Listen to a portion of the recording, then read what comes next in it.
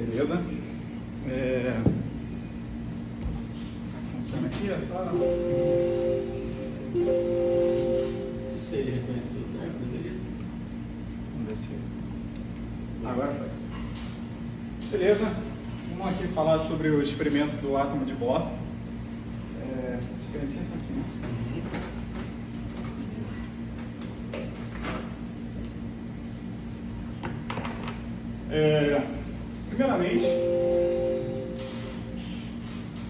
Primeiramente, vamos começar com uma introdução teórica, entender um pouco a teoria, entender por que a gente vai parar lá na observação das raias espectrais do hidrogênio.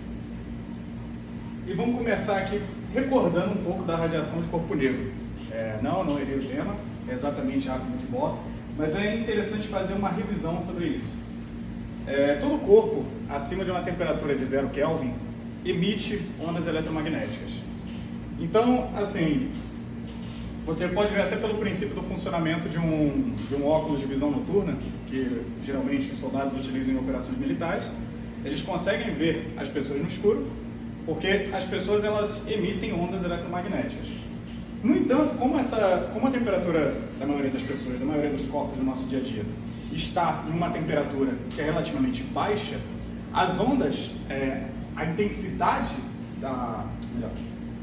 a frequência da onda de maior intensidade, ela geralmente é muito pequena, não está na faixa do visível. E a gente sabe pela lei de deslocamento de Wien que se a gente aumenta a temperatura, a frequência de máxima intensidade ela vai aumentando conforme você aumenta. Então aqui é um gráfico que representa exatamente isso. Aqui a gente tem comprimento de onda, mas é só olhar pelo sentido inverso. Se a gente aumenta a frequência, né? Se a gente vai aumentando a temperatura, a frequência de maior intensidade ela vai aumentando, ou seja, o comprimento de onda da maior intensidade diminui. Beleza. Por que isso é importante? Porque o espectro dos sólidos é contínuo. Todos aqui emitem ondas eletromagnéticas de todas as frequências. A questão é que vai ter aqui uma intensidade máxima, e a frequência da intensidade máxima é fora da faixa do visível. Beleza. Por que isso é importante? O Balmer, ele foi lá e estudou o espectro de emissão do hidrogênio. E ele percebeu que o espectro dos gases não é contínuo como o dos sólidos. Ao contrário de todos nós aqui, de todos os corpos nessa sala, não há emissão nos gases de ondas eletromagnéticas de todas as frequências. E o Balmer, experimentalmente, empiricamente, ele chegou a uma fórmula. Essa fórmula, ela dizia quais eram os comprimentos de onda que você conseguia observar no espectro de emissão do hidrogênio. E, evidentemente, como eu tenho aqui um n ao quadrado menos 4 no denominador, eu não posso colocar aqui o valor 1 ou o valor 2, porque se for 1 vai dar negativo aqui, se for 2 vai zerar o denominador. Então eu tenho que ter a partir do 3 daí para frente. No entanto, o Balmer ele não conseguiu explicar por que o espectro era descontínuo, nem por que a fórmula funcionava. Quem conseguiu dar essa explicação foi o Niels Bohr. E vamos tentar entender por que o Bohr ele chegou por que ele ficou motivado a desenvolver um novo modelo atômico. O modelo do Rutherford, que é um modelo que é muito bem conhecido no ensino médio e na faculdade, é aquele modelo do modelo planetário, um elétron circundando o átomo. Beleza. Só que o que acontece? A teoria do Maxwell previa que qualquer elétron acelerado emitia ondas eletromagnéticas e, consequentemente, energia. É assim, por exemplo, que as antenas de rádio funcionam. Você tem lá um elétron oscilando, como ele está oscilando, ele está acelerado, ele vai emitir ondas eletromagnéticas. Só que aí você para e pensa, e evidentemente isso aqui está acelerado, porque se ele está num movimento curvilíneo, pelo menos a aceleração centrípeta ele tem. Mas aí você pensa, se ele estaria emitindo energia continuamente, segundo a teoria de Maxwell, ele perderia essa energia ao longo do tempo. E se ele perderia essa energia, ele ia espiralar e colidir com o núcleo. Porque essa energia ela tem que vir de algum lugar, ela não pode ser criada do nada. Então ele cairia no núcleo. Então não existiriam átomos estáveis. Então ele pensou, bem, temos um problema. Temos que desenvolver um novo modelo que explique isso. Por que isso acontece? Ou melhor, por que isso não acontece? Por que ele não espirala e colide com o átomo, né? Então, Bohr propôs um modelo no qual o elétron ele só emitiria ondas eletromagnéticas e, consequentemente, energia, caso ele mudasse de órbita. O elétron ele não poderia ocupar uma órbita de qualquer raio em torno do átomo, mas apenas órbitas muito bem definidas. A transição de uma órbita para outra se dá por meio de um salto quântico. O que significa o salto quântico? O elétron ele está proibido de existir nesses intervalos aqui, nessas faixas aqui. Então, o que acontece? Se ele está nessa camada n igual a 1 e ele vai para n igual a 2, não é que eu pego o elétron e vou arrastando ele, é que ele some aqui e aparece aqui. Uma coisa incrível, né? E a emissão de ondas eletromagnéticas, ela ocorre na transição de camadas, na transição de órbitas. Então, se ele sai do n igual a 1 para o n igual a 2, ele tem que receber um fóton de energia, porque ele está saindo do estado fundamental e indo para o estado excitado. Se ele volta do estado excitado para o estado fundamental, ele vai perder um fóton, ele vai emitir um fóton. Uma aplicação, duas aplicações muito interessantes de todo esse esquema aqui. Quando eu era criança, eu tinha um relógio que, quando eu ia para o escuro, os ponteiros dele brilhavam. E isso aí é basicamente a fosforescência. A fosforescência é porque o que acontece? Quando você está num ambiente iluminado, a luz do Sol, a luz do ambiente, excita os elétrons daqueles átomos, eles vão para as camadas mais externas, e aí eles permanecem lá nessas camadas mais externas num estado metaestável. E aí depois ocorre a relaxação. Os elétrons eles vão voltando para o estado fundamental e vão emitindo luz. Por isso que esses ponteiros desses relógios, eles brilham no escuro. Porque quando você vai para o escuro, aí esses elétrons vão voltando e vão emitindo esses fótons. Uma outra aplicação também é o que a gente tem aqui no mezanino, o tubo de difração dos elétrons. Que quando a gente incide o feixe de elétrons lá no fundo do tubo, a gente tem aquela camada fosforescente que forma lá aquele padrão de interferência, aquelas circunferências. Aquilo ali também é um exemplo de fosforescência. E tanto que quando a gente desliga tudo, a camada lá volta ao seu estado natural, né? Porque é só o tempo dos elétrons irem voltando das camadas mais externas dos estados, dos processos de relaxação, né? Beleza. Aprofundando um pouquinho, e juntando até com o que eu falei do experimento de difração de elétrons, depois com a teoria de de Broglie, isso foi explicado com um pouco mais de profundidade. Como a gente viu lá naquele experimento, o elétron ele pode ser visto como uma onda. Existe uma onda associada ao elétron. E, consequentemente, existe um comprimento de onda associado a esse elétron.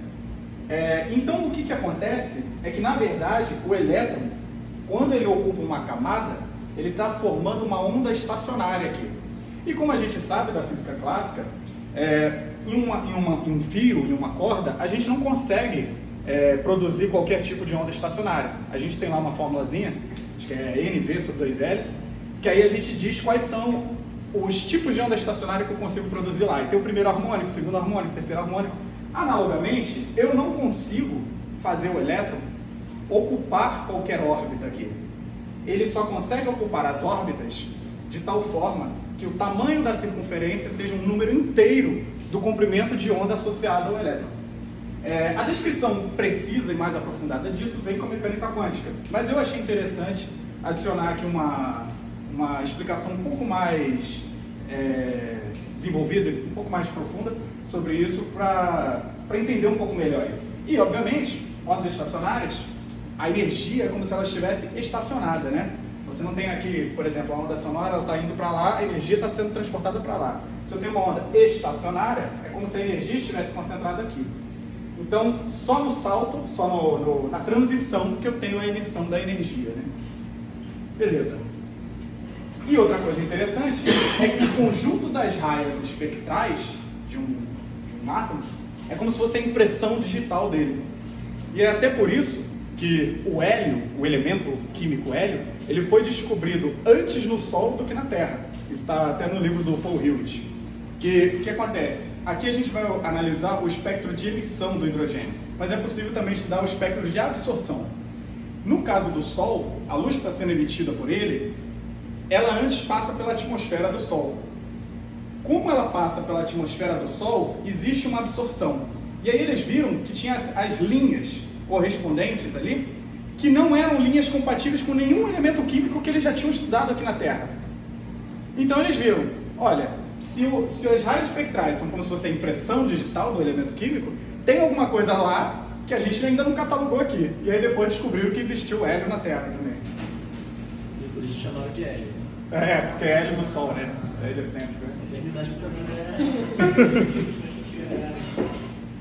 E a teoria do Bohr, ela previa que a energia do elétron em cada nível do átomo de hidrogênio era dada pela fórmula menos 13,6 sobre N ao quadrado. Existe para fazer uma dedução aqui, mas eu achei que ficaria muito longo se colocasse aqui. Daí vemos que tanto a energia quanto o raio são quantizados, que o que eu tinha explicado é que ele não podia ocupar uma órbita de qualquer raio, e aqui eu estou dizendo também que as energias elas também estão discretizadas, né? E uma coisa também interessante de falar aqui, que isso veio até antes do Bohr, que a fórmula da série de Bauman foi reescrita pelo Rydberg de outra forma. 1 sobre lambda igual a R vezes 1 sobre 2 ao quadrado menos 1 sobre N ao quadrado, onde R é a constante de Rydberg. Por que eu coloquei isso aqui e por que eu coloquei isso aqui? Porque é importante entender por que, com esse diagrama aqui, a gente consegue entender por que as raias espectrais elas são discretizadas, por que a série de Balmer ela nos dá os fótons do espectro visível. Porque eu tenho sempre saltos de n maior que 2 para o n igual a 2. Então eu posso ter do 3 para o 2, eu vou ter um salto, uma diferença de energia pequena. Então eu vou ter a luz vermelha, que é uma luz de frequência menor, né? Se eu vou para um nível maior, n igual a 4, e vou para o 2, aí eu tenho uma diferença energética maior. Então eu vou ter uma luz de frequência maior do que a anterior. E assim por diante, eu tenho a mesma coisa para o violeta aqui. Beleza. Outros cientistas, eles também descobriram outras fórmulas, né? Só que essas fórmulas, elas representam saltos que são mais longos. Se eles são saltos mais longos, eles vão envolver diferenças energéticas maiores e, consequentemente, frequências maiores. Então, por exemplo, a série de Lyman, ela, por exemplo, você vindo aqui do n igual a 6 para o n igual a 1, eu estou tendo uma diferença energética gigante. Então, evidentemente, vai estar na faixa do ultravioleta. Essas outras fórmulas, elas ocorrem simplesmente mudando esse 2 aqui. Por exemplo, para a série de Lyman, você mudar o 2 para o 1. Aí vai ficar 1 sobre 1 ao quadrado, menos 1 sobre n ao quadrado. E também tem as outras séries de Paschen, indo para o 3 aqui, ó, você está indo para o nível 3, e você consegue ter essas previsões dos comprimentos de onda de cada série, né? Beleza. Antes de falar do experimento proposto, só mais um comentário importante. Por que o espectro dos gases ele é discreto e o espectro dos sólidos não é discreto, como eu falei no início da apresentação? Porque nos gases você tem os átomos muito afastados uns dos outros. Então, quando o elétron ele faz a transição de uma camada para outra, você tem uma coisa que está acontecendo dentro do próprio átomo. Quando você está num sólido, o elétron ele consegue até transitar entre as camadas dos átomos vizinhos. Então, a quantidade de frequências que ele consegue emitir, a quantidade de fótons que ele consegue emitir, é muito mais ampla do que no caso dos gases, que o átomo está assim, muito afastado um do outro, né? Beleza. Experimento proposto. Determinar a constante de rede de reflexão, quantidade de linhas por milímetro, observar o espectro descontínuo de emissão do hidrogênio e obter a constante de Rydberg. A constante de Rydberg é aquela que eu acabei de mostrar aqui. Beleza. Material: espectrômetro óptico, rede de reflexão, colimador e caixa com fenda, lâmpada de mercúrio e lâmpada de hidrogênio. Uma coisa interessante, por que a gente precisa do colimador? Porque quando a gente tem uma lâmpada, aqui ela vai emitir luzes em todas as direções. Então a frente de onda ela vai ser curva. Quando eu estou num colimador, quando eu coloco essa luz num colimador, eu meio que transformo essa frente de onda numa frente plana. Então eu consigo ter uma configuração parecida com essa aqui, em que os raios eles vêm praticamente paralelos. Beleza. Essa aqui é uma parte muito importante do entendimento do experimento, que é entender a diferença de caminho. A interferência por diferença de caminho. O que acontece? Esses dois raios aqui, eles vão vindo juntos. Eles estão vindo juntos, caminhando a mesma coisa. Chegou aqui, esse feixe 1 aqui, bateu aqui na rede antes desse aqui. Esse aqui ainda tem um tantinho para andar. Então, se ele tem um tantinho para andar, esse aqui vai ter uma diferença em relação a esse aqui, que é o x2. Como que eu calculo o x2? Eu olho para a geometria da figura. Esse aqui é a distância entre as fendas, é o D. Se eu tenho aqui um triângulo retângulo, eu tenho que D cosseno alfa é isso aqui, o x2. E se eu tenho aqui, ó, outra coisa também, quando ele reflete, essa parte aqui eles vão andar juntos, mas vai ter um tantinho aqui, ó, que esse aqui vai andar mais do que esse aqui, ó. Esse aqui ele anda mais um pedaço aqui que esse aqui não anda.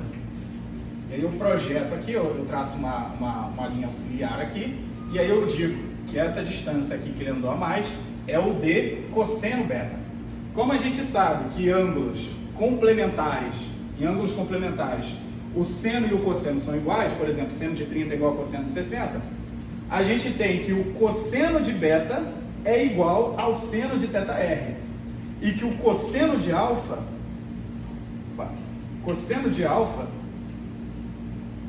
vai ser igual ao θi, exato. É isso mesmo. Cosseno de alfa vai ser igual ao seno de θi e o cosseno de beta vai ser igual ao seno de θr. Com isso, eu construo essa relação aqui, que é a condição de interferência por diferença de caminho. Para quem tiver alguma dúvida, se eu tiver, por exemplo, quiser estudar ondas que estão vindo aqui, e aí elas vão interferir em um ponto, para eu ter interferência construtiva nesse ponto, eu preciso que a diferença de caminho seja ou zero, ou um múltiplo inteiro do comprimento de onda. Para quê? Porque aí chega crista com crista e chega vale com vale. Elas chegam em fase. Beleza. Então, construir a condição da interferência de caminho. Beleza? Então, eu sei que a diferença de caminho ela vai ter que ser igual a um múltiplo inteiro do comprimento de onda. E eu também mostro que isso aqui é igual a isso pela geometria da figura. Ou melhor, eu provei que isso aqui é igual a isso pela geometria da figura. E pela diferença de caminho que isso aqui é igual a isso. Beleza. Experimento 1. Determinar a constante da rede de reflexão utilizando a lâmpada de vapor de mercúrio. Quer determinar esse D aqui. É medida a posição angular do feixe incidente de luz por meio do goniômetro. Tal posição angular é utilizada como origem, ou seja, como referência para as outras medidas. Primeiramente, a gente vai ter a situação sem a rede de reflexão e eu meço qual é essa posição em que a ocular está aqui diretamente em frente do objetivo. Partindo do princípio de propagação retilínea da luz, eu quero saber onde que isso aqui representa no goniômetro, porque não necessariamente aqui é o zero do goniômetro. Após isso, a rede é colocada na bandeja e são medidas as posições angulares das linhas espectrais de mercúrio. Os resultados escolhidos. O ângulo do branco sem rede, que é aquela situação que eu falei, é 20 graus e 35 minutos. Então, quando eu estou com a ocular exatamente em frente ao objetiva, eu vou ter o goniômetro medindo 20 graus e 35 minutos. O que eu vou ter que fazer em relação a eles? Eu vou tirar 20 graus e 35 minutos de todas as medidas que eu fizer, que é exatamente o que representa a coluna ângulo corrigido. Ó. Representa a angulação medida subtraída da angulação medida do branco sem rede. Então, vou sempre tirar 20 graus e 35 minutos de cada um desses. Beleza. Feito isso, o que eu vou ter aqui? Se eu sei qualquer ângulo que eu medir aqui, eu já estou considerando que aqui é o zero, e o ângulo que eu medi é isso aqui, para eu pegar, no caso do M igual a zero, que é o branco com rede, né? Eu vou ter o seguinte, eu vou pegar 180 graus, vou tirar esse ângulo que eu medi, do branco com rede, e vou dividir por 2, que no caso do M igual a zero, pela própria fórmula que eu apresentei ali, eu vou ter a situação em que o ângulo θi vai ser igual ao ângulo θr. Simplesmente olhando a equação você consegue perceber isso. Então eu vou ter aqui, ó, que o ângulo de reflexão e o ângulo de incidência, nesse caso do branco com rede, são iguais. Nos outros casos, aí o que eu faço? bem simples. Pego 180, tiro isso aqui que eu medi e tiro o ângulo de incidência que eu medi ali, que é o 44 graus, 12 minutos e 30 segundos. Beleza. E chego aos valores do ângulo de reflexão para cada cor na lâmpada de mercúrio. Transformei aqui para decimal, para facilitar e jogar lá no programinha para calcular o seno. Calculei os senos, beleza. Resultado. Experimento 2. Observação das raias espectrais do hidrogênio e o cálculo da constante de Rydberg.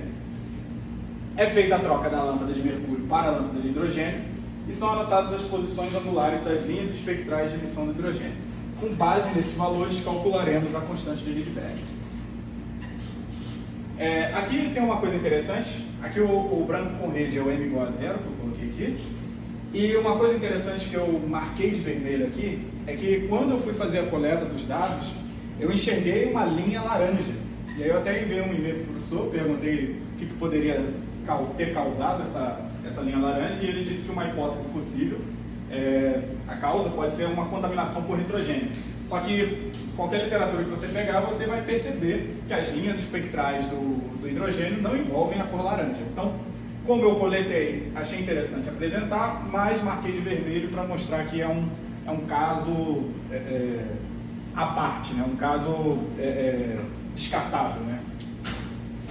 Análise de dados. Para ambos os experimentos foi feita a regressão linear simples pelo método dos mínimos quadrados. O software Kitplot foi utilizado. No primeiro experimento, o que estamos buscando é o coeficiente angular da equação da condição de interferência por diferença de caminho, que é aquela que eu mostrei lá, segundo a geometria da figura, etc. No segundo experimento, o que estamos buscando é o coeficiente angular da série de Balmer, na forma em que Rydberg a escreveu. Comecei aqui com a propagação da incerteza, por quê? Porque o que eu vou colocar lá no Kitplot é os valores dos senos. Então, se eu estou colocando os valores dos senos, eu tenho que também ter a incerteza associada a isso. Então, aqui eu fiz a propagação da incerteza, derivado parcial de seno, vezes θ. Beleza. Usei aqui o Python aqui para me ajudar nas contas. Fiz aqui o cosseno de cada um. A incerteza do ângulo que eu admiti lá naquela tabelinha era 2 minutos. Converti isso para radianos, dá 0.00058. E apliquei aqui na formulazinha que eu cheguei aqui, que é cosseno. Beleza. E aqui são os valores das incertezas. Joguei no Kitplot, as mesmas incertezas que eu coloquei aqui, eu joguei aqui no Kitplot nessa coluna. Aqui eu tenho os valores dos senos, e aqui eu tenho o valor dos comprimentos de onda do mercúrio que foram fornecidos no roteiro do experimento. Ajuste linear, essa foi a reta que foi traçada pelo Kitplot. Eixo Y, comprimentos de onda, eixo X, seno do ângulo de reflexão. O valor obtido através do ajuste linear para a distância D entre as fendas da rede foi de 0.001756, mais ou menos 0.000047 milímetros.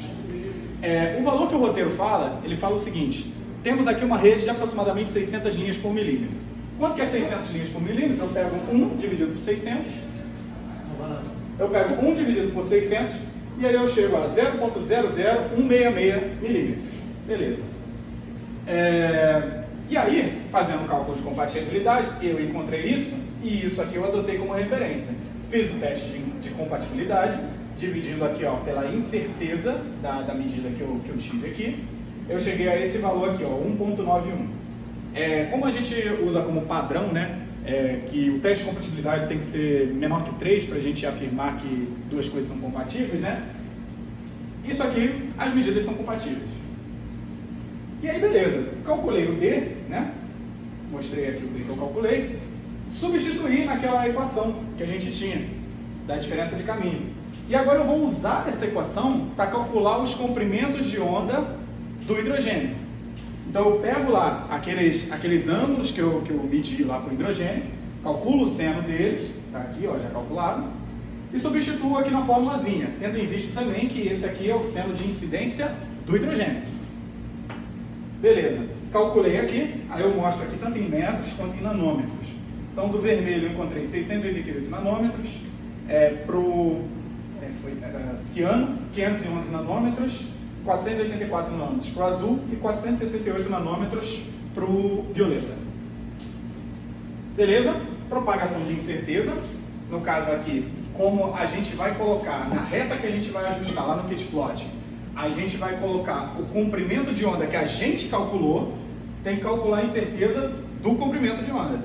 Então, usando aquela mesma fórmula que eu já tinha apresentado, derivada lá do seno de incidência, do seno de reflexão, faço aqui, eu chego a esse valor aqui.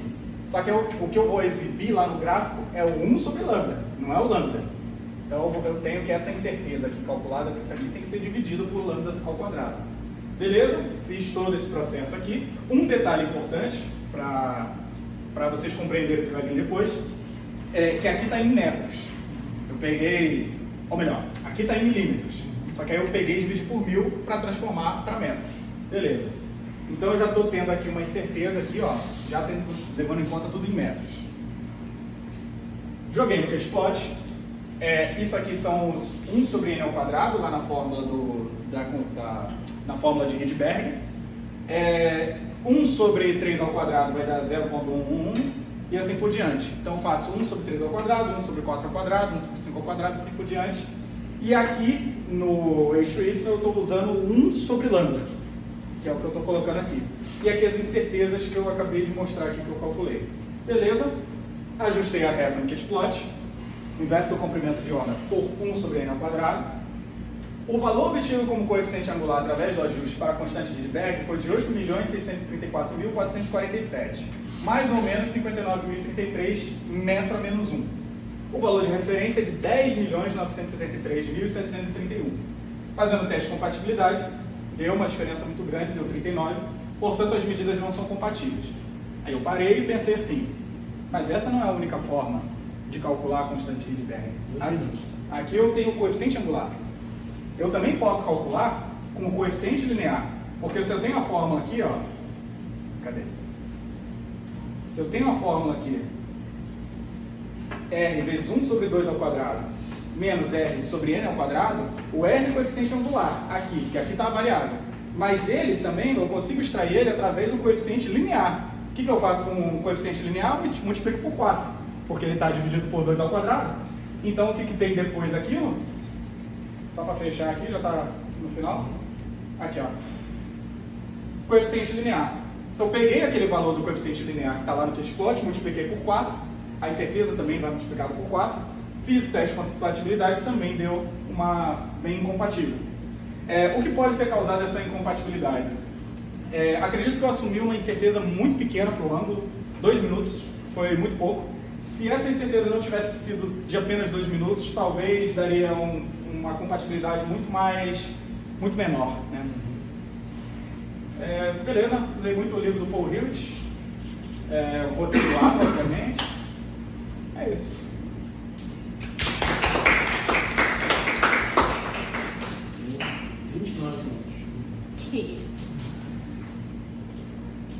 Peraí, tem que pegar aqui a Deixa eu pausar aqui.